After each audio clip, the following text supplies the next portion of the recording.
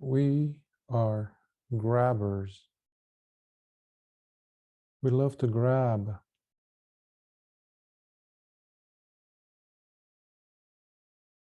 Holding on to things, especially our concepts,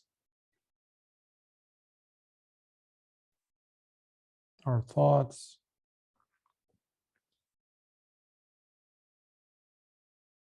our ideas, opinions.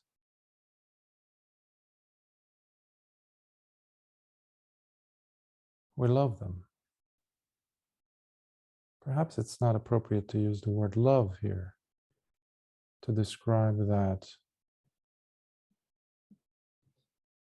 incessant desire to keep holding on and to continue to want to jump at other things that we find to be giving us some sense of satisfaction, gratification.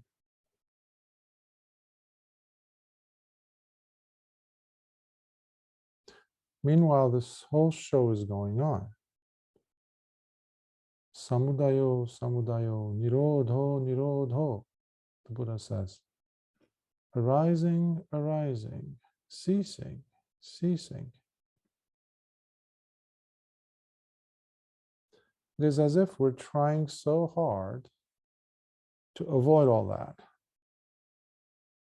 to completely put that out of our purview, just ignore it.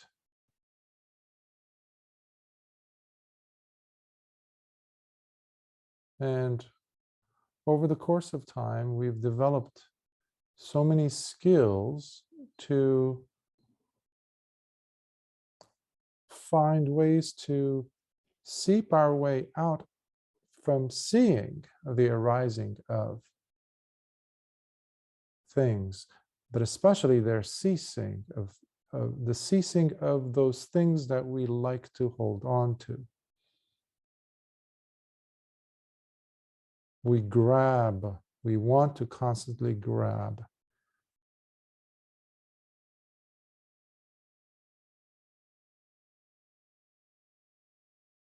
Trying to grab onto the silence, for example.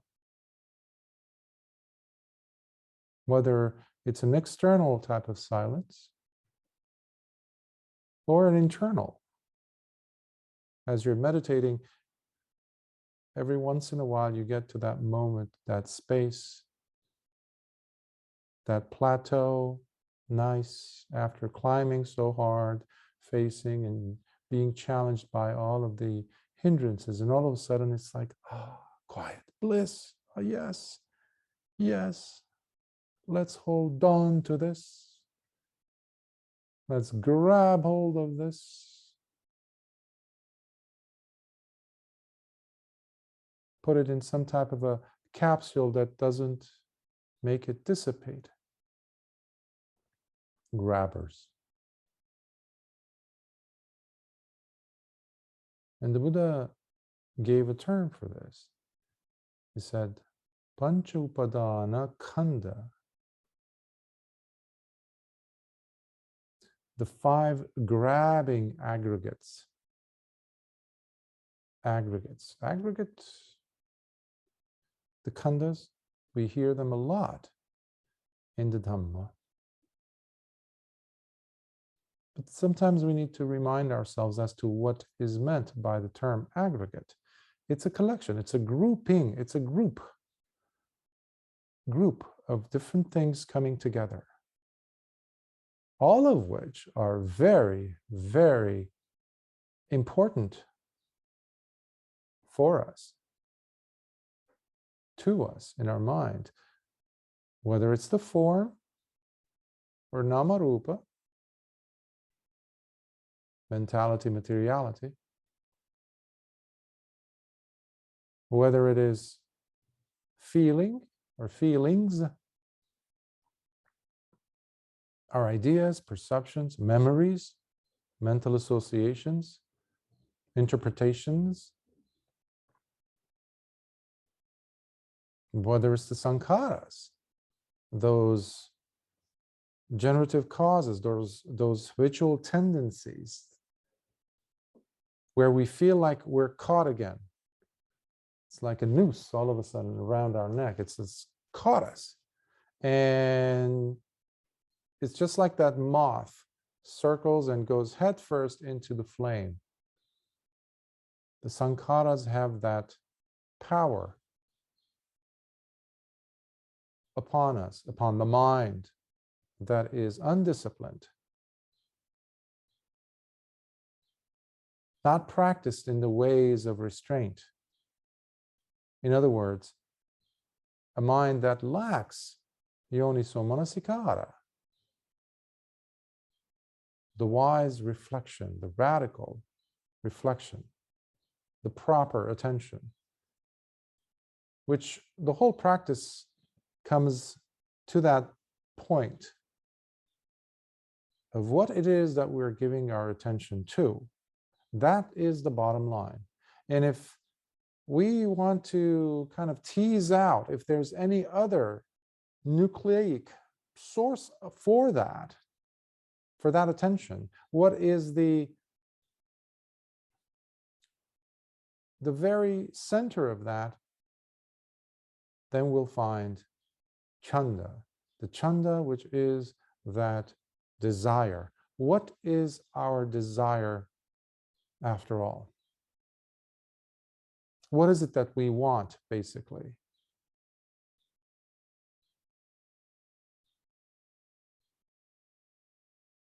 I could want one thing, but I'm engaged in something else, doing something else.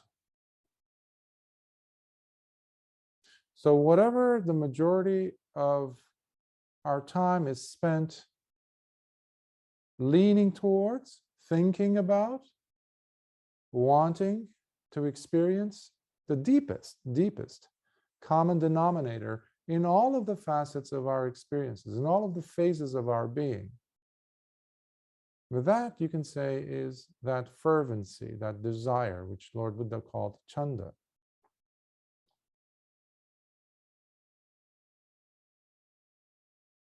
And this is where a lot of meditators run into some problems, because while they want to attain some level of peace or attain arahanthood, that wanting is weak. It might be predicated by other factors that are not coming from the chanda, from that nucleic source, which means upon what is the attention placed? Meaning yoniso manasikāra. Is it yoniso manasikāra? So the very nature of chanda makes the attention either yoniso manasikāra or ayoniso manasikāra. Ayoniso meaning unwise reflection, unwise attention. So it is the very core of the chanda. What is its nature? That dictates the type of attention that sooner or later the mind is going to gravitate towards and hold on to and spend the time meditating on.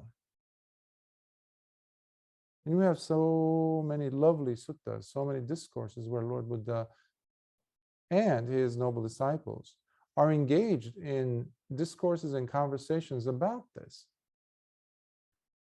I've mentioned about Venerable Anuruddha, who had the Dibba Chakku, the divine eye, which is purified and far surpasses that of the human or other beings, except for the devas. He had that ability to see 100,000 galaxies and to see whatever that was so far away as if it's right next to him. He had the ability. He could see whatever he wanted. He could also see the mind of the person, where the mind is, what level they are. But that is just a skill. It's like learning another language, being excellent at it, being fluent in it. So one day, Venerable Anuruddha approaches his friend, his spiritual friend, Venerable Sariputta, the chief disciple, And it says, avuso, friend. In those days, bhikkhus were in the habit of using the term avuso. But Lord Buddha, the night of his passing, he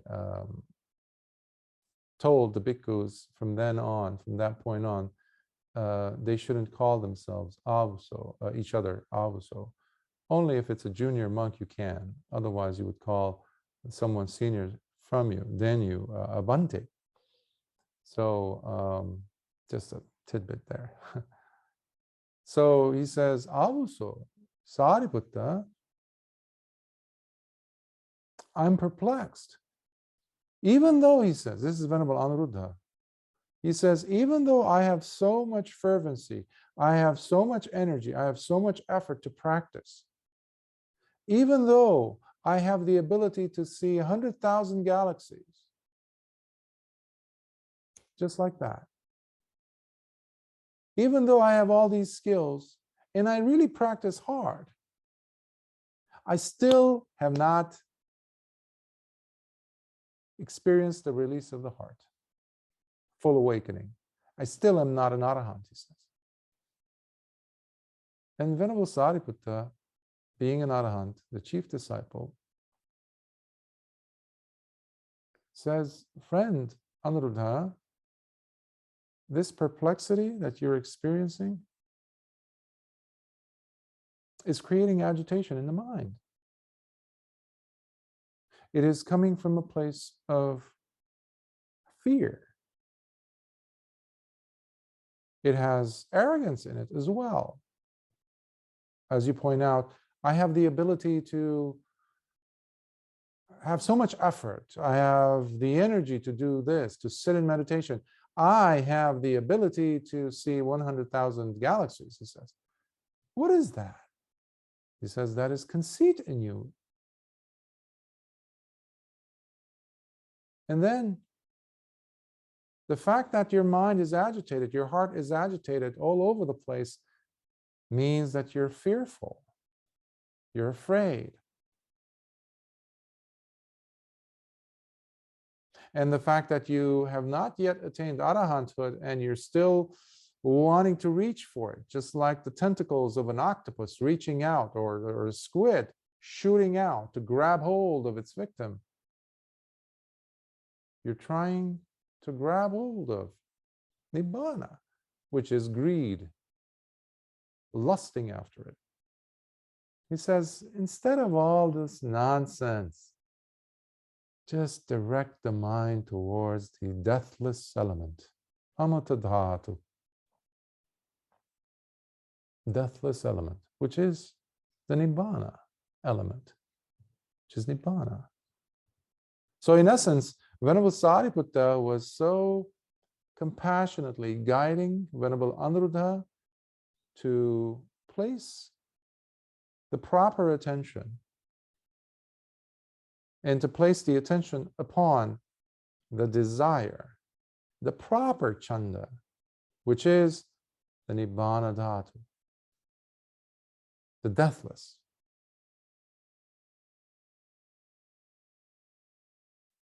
But the mind loves to grab things. We love to grab attainments. We love to grab names. We love to grab concepts, our ideas of what the sutta is supposed to mean, what the Buddha meant, what is meant by a Buddha. What are the steps of the Eightfold Path? All of these things. Just like we love to attach ourselves to people, relationships, grabbing hold on to them, memories. Meanwhile, as Lord Buddha says, samudayo, samudayo, nirodho, nirodho, arising, arising, ceasing, ceasing. That's where the deathless happens. You don't hear the Buddha saying, staying, staying. It arises and it ceases, arises and it ceases.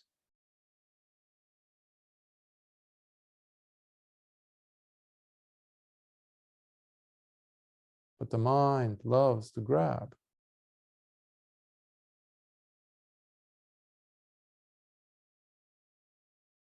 If we understand this simple principle, and we have so many examples of it in our daily lives, in the Anguttara Nikaya, Book of the Ones, so many references are made to the body and its importance in experiencing the deathless. He says, Lord Buddha says, the way to the deathless is through the body. The body. Bringing the attention upon and to the body. We've talked about anapanasati. We've done the extensive sutta series with the Mahasatipatthana. You saw how much attention is being laid upon the role of the body, specifically the breath, or the movements of the body, the four phases and the junction postures of the body: sitting, standing, walking, lying down, and every other phase, junction point in between these postures.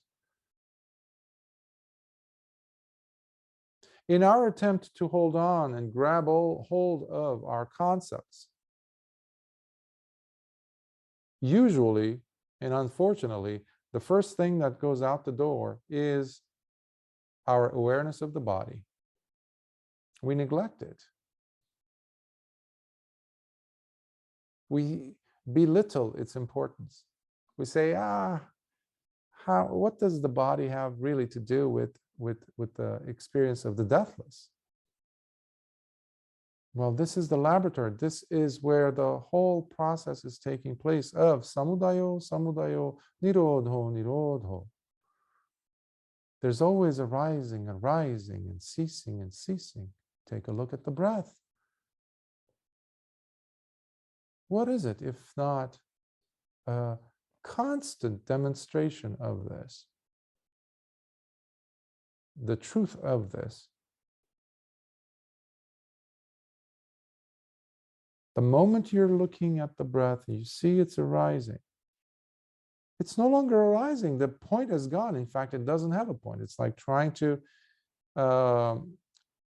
denote the beginning of a circle, a perfect circle.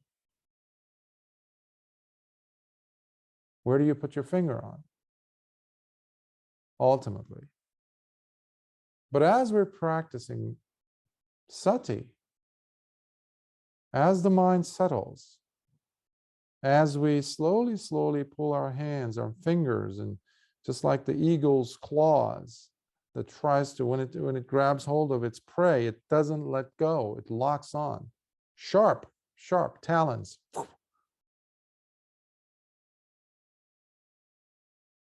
As we're observing, whether it's the breath, whether it's the thoughts arising, that's why we're practicing meditation, to calm the mind to that point of stillness where our sati is so strong that the tiniest little vibration somewhere, the thought approaching, a smell coming in through the nose, instead of being taken for a ride in a fairy tale land of sannyas and papanchas, you already have a mind that is checking the credentials of what type of a sense perception is this? It's the nose. And what is that? Oh, it's triggering. Oh, I caught it. Okay. It is the pleasant type of a contact, isn't it? Yes. The mind didn't even allow it to go into the la-la land of papanchas. Now, you're not just there as a security guard, holding them off, pushing them away. No. You're observing all of these six sense doors. What's coming in? What's coming in? What's coming in? What's coming in? And that's another reason why we practice sila, precepts. Because by practicing the precepts, we have created a beautiful, fertile soil, the groundwork for the mind to say, okay, at least this part of life is taken care of, where there's not going to be any remorse in the mind. Okay, so let's check out what's going on here. You're safe, you're protected. Okay, now you can go ahead with the business of looking at, okay, my eyes are looking at an object. Ooh, I just saw something very, what is that? Ugly? I was about to say ugly, isn't it? Oh, yes, it was ugly. It was a disgusting sight. Ah, why disgusting? What's happening in my body as a response to that? Did this have a beginning point? Was there something called an arising? It must have, because that is what all of these consciousnesses are all about. There needs to be some trigger, contact taking place somewhere. And the contact happens between the internal base, sense base, whether it's the mind, the eyes, ears, etc., the body, and its equivalent object. For the eyes, it has to be the sight of an object, a form, something that can be seen. The conditions are appropriate for that object to emit the light being reflected upon it to a receiver, which happens to be the eyes. So you have the internal base and you have the external base, the eyes and the visual object. And if you have these and the eyes work, all of a sudden you have consciousness of what? The sense awareness, another word for consciousness, which makes it a little bit more tangible and perceptible. So the sense awareness, the eye sense awareness takes place. But it had a beginning point. There was a contact. Unfortunately, remember that grabbing part that we have? It jumps in and completely pushes aside the fact that there was a sense awareness between these two, which is a natural process. So consciousness is kind of veiled by craving. Craving comes and says, ah, I have the eye, I have the form, so I am, this is I, and that's you. Okay. Here's the connection. This is me in the form of, I like this. Oh, this is disgusting. Get it out of my sight. I don't want to see it. All of a sudden, it is a possessive tone that has come in and completely camouflaged the whole experience, which is completely without the need for any self being included there, because it's just a happening. Samudayo, samudayo, nirodo, nirodo. Things are happening in a continuum based on conditions. Based on conditions. Lord Buddha in the Majjhima Sutta talks about that middle part, the craving, as the seamstress. Seamstress is, as you will know, is basically someone who is very skilled at stitching things together, fabric and clothing and fabric industry, all these. So it comes in and removes the consciousness part and ties the eye with the form, completely foregoing the middle part, which is just a natural reaction, basically, because it wants to put in a new order, a new demand, a new looking forward to something else, something other than this, because, hey, this is already kind of stale. It ran its course, even though it's been a few milliseconds. So we want to turn again and look at that beautiful sight. Remember, there's that term in English, we say a head turner.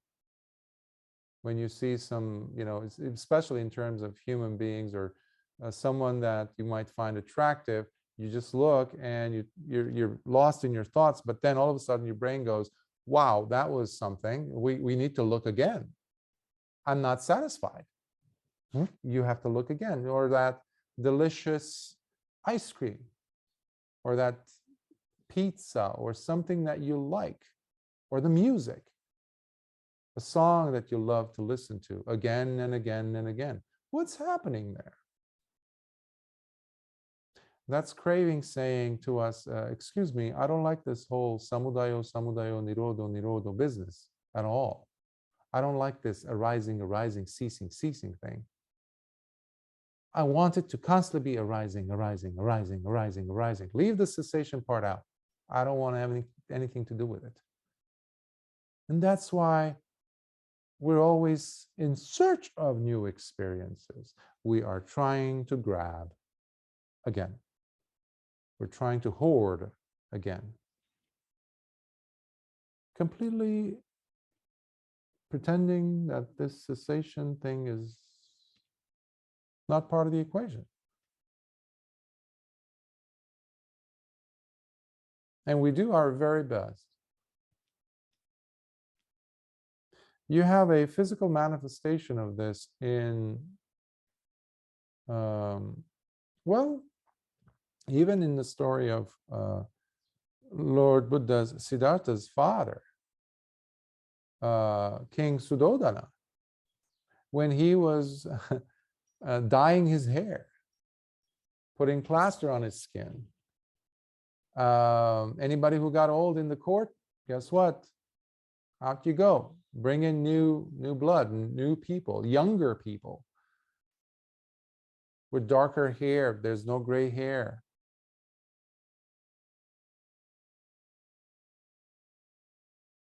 Trying to push away as far as possible the cessation, and creating this, trying to create this sustainability of, and that is also conditional, because we have a very selective approach to the grasping, the grabbing part. And that has to do with, is this giving me pleasure or not? If it's not, we need to replace it with something that does give us pleasure.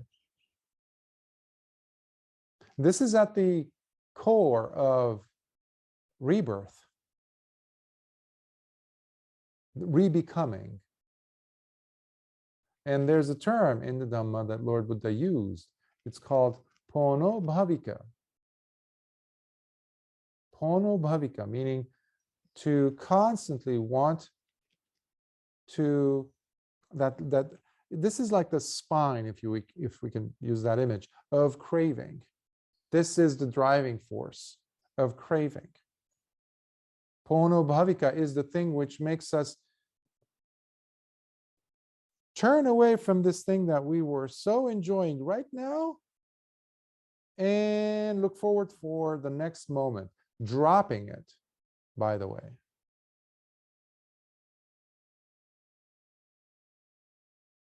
And to be able to see the ending of the breath is a wonderful tool to take a second glance at the cessation part of phenomena. Remember the body being the straight, direct way to experiencing the deathless that Lord Buddha was talking about in the Book of the Ones in the Anguttara Nikaya, Numerical Discourses? That's it. And if you recall from the Anapanasati Sutta, in the 16 steps, the 4 tetrads that we covered, so you had the instruction being to look at the beginning of the breath, the middle, and the ending of it, which Lord Buddha calls it the body of the breath. The body of the breath. And the image I think I used at that time to define what we can understand from the word body, it's like your own physical body. If you were to describe your body to someone, giving the proper definitions of what your body is, head to toe, you don't start from the neck down to your toes. You don't leave the head out, or the eyebrows. Anything below the eyebrows is the body, and anything above it is not. That's not how you look. You completely include the whole package, and that is the challenge. So looking at samudayo as, let's say, the toes, and nirodho as the tips of the hair on your head. So I wanted to offer these thoughts to see if they resonate with you, and hopefully they do, especially given the practice, because countless references are made to the 5 grabbing aggregates. And so long as we have those, arahantship is always going to be out of reach. So we need to constantly bring in the awareness back to these 5 groups or aggregates.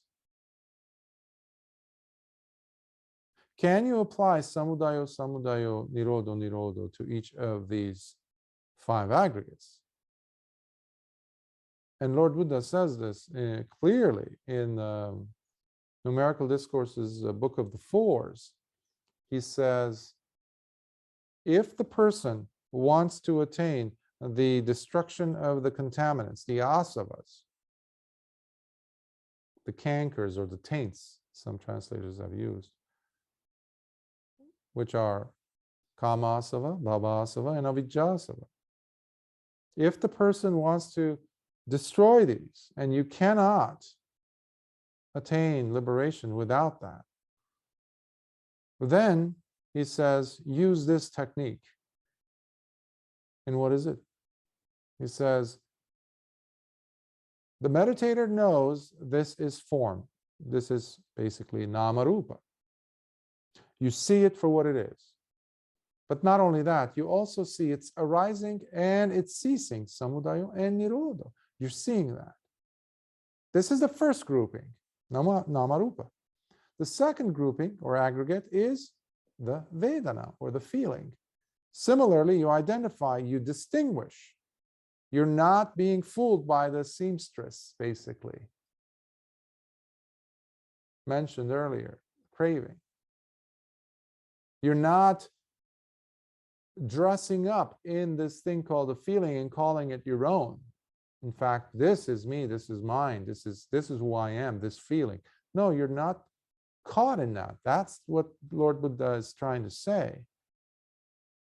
The meditator sees this as feeling. So you first need to identify that this is not me. And how could you do that?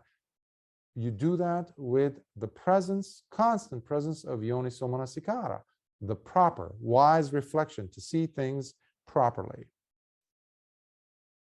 Oh, this is feeling. Yes. Oh, it's a painful feeling. Oh, yeah. But did it have a start? Yes. Okay. I saw that person who has been hurtful towards me in the past. I just saw them again. And the moment I saw them, guess what? I felt this, well, the memories came in, but they were so quick. All of a sudden, I'm lost in this nasty feeling. So it had a beginning. So once you've identified the feeling, then you're looking at, this is the arising of feeling. This was it. But as you're paying attention, as the yoniso manasikāra is on it, guess what happens? Every single time, if you're staying with the arising, immediately with it, guess what comes? it's cessation. Poof, gone.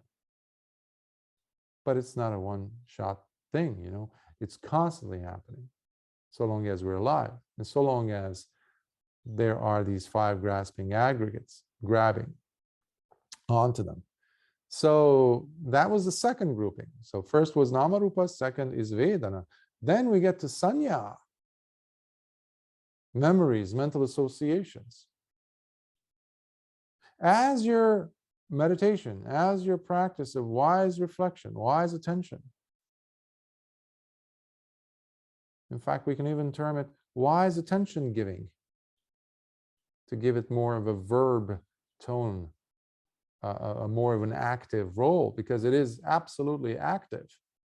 It's not passive, because this is a doorway for wisdom to happen. So the person sees when there's sanya, this is sanya. This is, oh. When I saw that person who hurt me, how do I know that they hurt me? First, it was just an object that the eyes picked up. That's it. But no, there was contact, right? And the contact brought what? Memory. And the attention went upon the memory. It honed in, locked on. That person with whom we saw with the eyes, they had a part in our past. And the past, let's see. Oh, it didn't end up too good for us, did it? Suddenly, you're seeing how the pieces fit together. And you saw this as sanya. As sanya. The sanya is just a memory, is that, sanya. But then you also saw its beginning. You saw how the 6 senses, the eye, the object, the form, the person, whom your eyes caught, all of these things. It wasn't craving. It wasn't seamstress. Stay out of it. Let's just see this. Let's look at the bare bones of this whole matter. And then suddenly you see how the sanyas, the memories, came up because there was the contact, because the eyes were looking in this direction. And the conditions were there, the person was there, boom, we saw it, and all of a sudden we're lost in the story. And we're not even paying attention to the cessation of the sanya. But thanks to yoniso manasikāra, that is changed, that is different, the situation, because now we're able to pick it up. Sanya as sanya, arising of sanya, the ending of sanya. Now, we're not going to be able to function all the time with that level of precision in our practice of mindfulness. So sometimes we're going to catch this in mid-sentence, as it were. Meaning when we are lost in a certain feeling. Remember the habitual tendencies I was mentioning about sankharas, the formations that other translators have used. Well, the sankharas, when they're there, when they're present in full force, usually it means that we're kind of lost in the story already. So we're past the point of, obviously, 6 sense spaces, the internal, external, the consciousness part. We're unaware that this is Vedana, just a feeling. We're unaware that there is, a memory came in because of all these sensory data coming in. And then, but because at one point or another, the attention is there, you pick up, okay, what is this thing that I'm lost in? It could be a sense of fear. It could be a sense of anxiety. It could be a sense of agitation. If there is wise attention, yoniso manasikāra, turn the gaze upon this sense of agitation, anxiety. What is happening? And that's always a good question to ask. What is my attitude in the beginning of the meditation or throughout? But not to get caught in a dialogue with yourself or a monologue. Just asking that simple question and dropping it.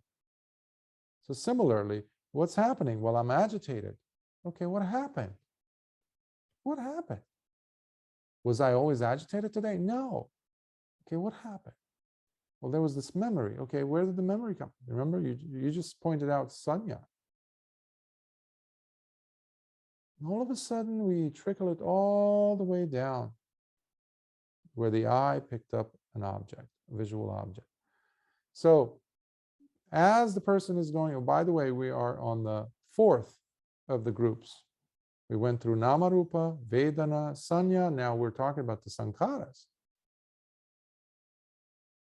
But so long as there is that attention, you're now able to pick up Sankharas as Sankharas, and then you say, ah, that's how you arose.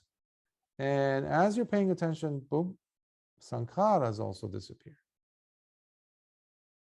And then we get to the sense awareness or consciousness part, what's being picked up. Now, and just to see it as sense awareness, which is something that I was saying earlier when I mentioned the seamstress part. So the seamstress part comes in, which is craving, to completely have us ignore completely the fact that this is just sense awareness that happens naturally if we have a good eye that works and an object that is visible. It's still emitting some type of a light that is picked up by the eyes. It's not in pitch black, environment, but I can see something. So that's naturally is going to create a sense awareness. So, and the person sees the arising of that sense awareness or consciousness and the ending of it, because we have this constant need to replenish our experience of, oh, I like it, oh, let's repeat this.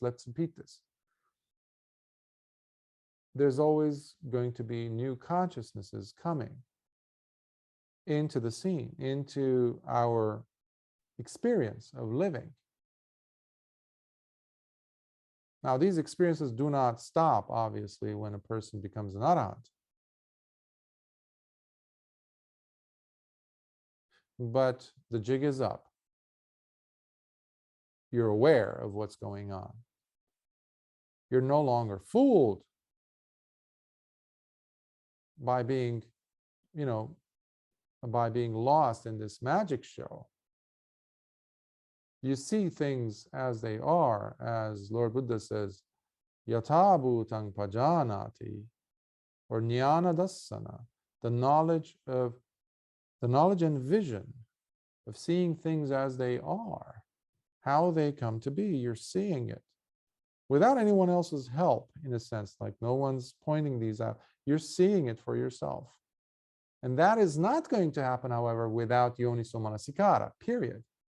And that's why we practice. In case somebody asks you, why do you meditate? Well, that's it. Plain and simple. Because with that understanding, with that jnana dassana, that knowledge and vision, there is a relinquishing of suffering. Suffering is not a bundle of a thing that we relinquish either. It is the ignorance. It's like that turning on the light switch. And the darkness is completely dissipated and gone. And that is what we're talking about when we say suffering, the ending of suffering. The ending of suffering. Because the person constantly is seeing this. Samudayo, samudayo, nirodho, nirodho. Which, by the way, are the second and third noble truths. You're seeing it as it's coming up, as it is going away. So I would like to offer you these thoughts, and hopefully they are inspiring enough for you to continue your practice with more zest, more zeal, and to go back into the core of why it is that we practice. Where's the chanda? What is the chanda? What is the desire, really? Which basically puts the mirror in front of us as to, okay, how serious do I need to be in this practice? Why do I need to meditate? It's an opportunity for re-evaluating ourselves, and also to check our commitment level as well. So I will pause here and ask questions. If there are any questions, I'm sorry. Any comments, thoughts about the Dhamma in your practice?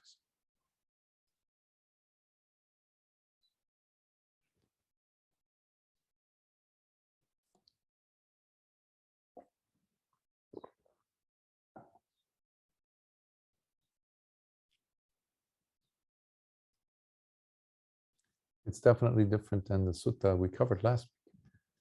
Ayasi Sutta. I like to change things up depending on what I sense might be helpful for the practice, and also for my own practice, and just sharing those.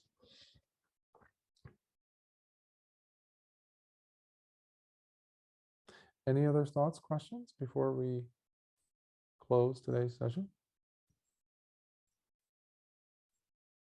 Okay, so next week will be a, oh, you're welcome, Peggy. I haven't yet decided which sutta. I have a few lined up.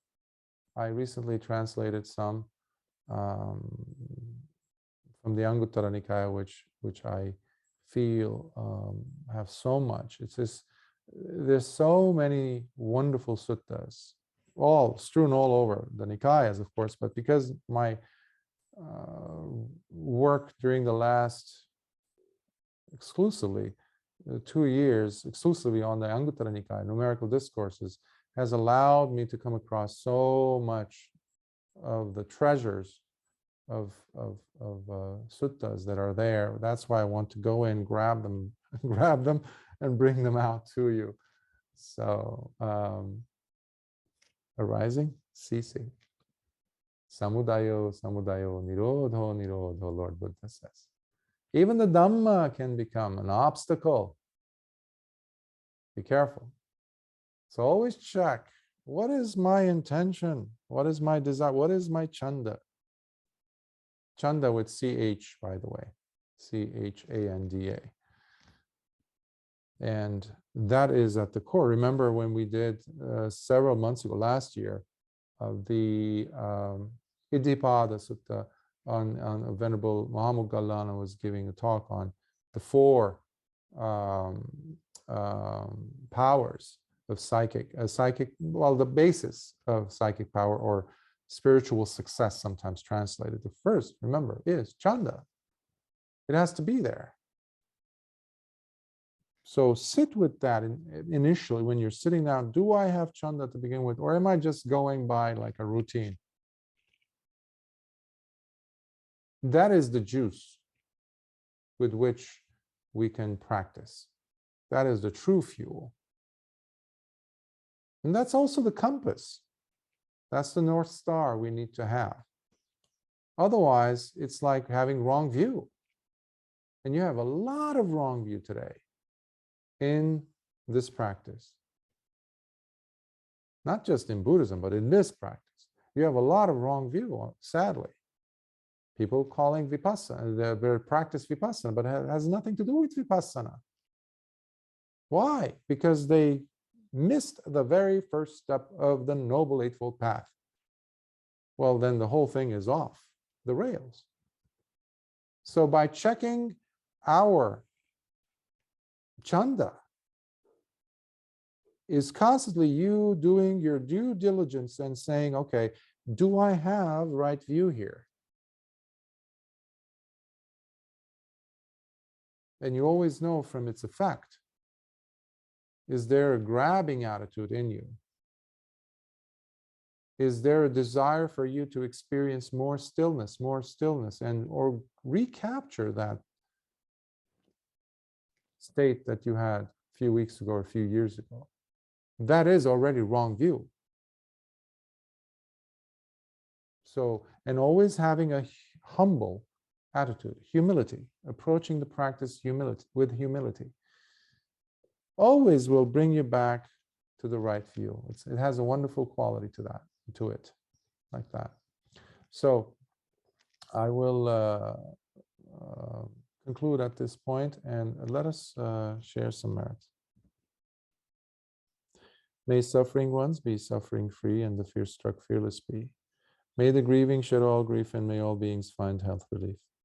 May all beings share in these merits that we have thus acquired for the acquisition of all kinds of wholesome happiness. May beings inhabiting space and earth, devas and nagas of mighty power share in these merits of ours. May they long protect the Buddha's dispensation. Sadhu, sadhu, sadhu. May you be well, may your practice grow and prosper in the presence of yoniso manasikāra, with humility, with fervency, with a big fat smile on your face, smiling from the bottom of your heels, and being genuine. Be well, and may the blessings of the Triple Gem be with you and your loved ones. Until next time. Sukhi Hotu.